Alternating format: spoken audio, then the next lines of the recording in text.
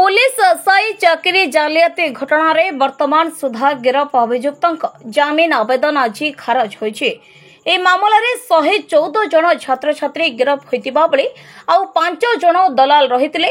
समस्त 119 जन जामिन आवेदन करिथिबा बेले आज जेएमएफसी कोर्ट समस्त जामिन आवेदन को खारज करिसंती। ओडिशा पुलिस रिक्रुटमेंट बोर्ड रो से जो सब इंस्पेक्टर परीक्षा थिला अक्टोबर 5-6 से मामला रे जो गिरफ होइतिले परीक्षार्थी से वर्तमान सुधा 119 जन को गिरफ करा जाई कोर्ट चालान करा जाइतिला एवं एथिरे समस्त जामिन आवेदन करथिले एवं माननीय judicial magistrate first class rural Brahmapur ए समस्त जामिन आवेदन को खारज कर दैछन्ति एवं सेमान वर्तमान समस्त विचार विभाग हाजत रे अछन्ति एवं ए मामलार परवर्ती तारीख अक्टोबर 14 को रखा जाइछि।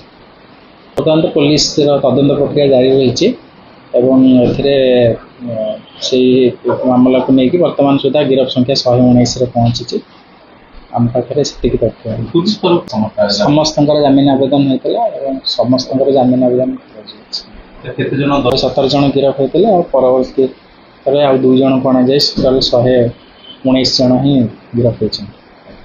जामिन आवेदन खारज पर समस्त अभियुक्तों को विचार विभाग हाजत को पठा दिया जाइथिबा सूचना दैछन्ती गंजाम जिला दौरा जजर पब्लिक प्रोसिक्यूटर ब्रह्मपुर गोपाल कृष्ण रेड्डी को रिपोर्ट गंजाम समाचार।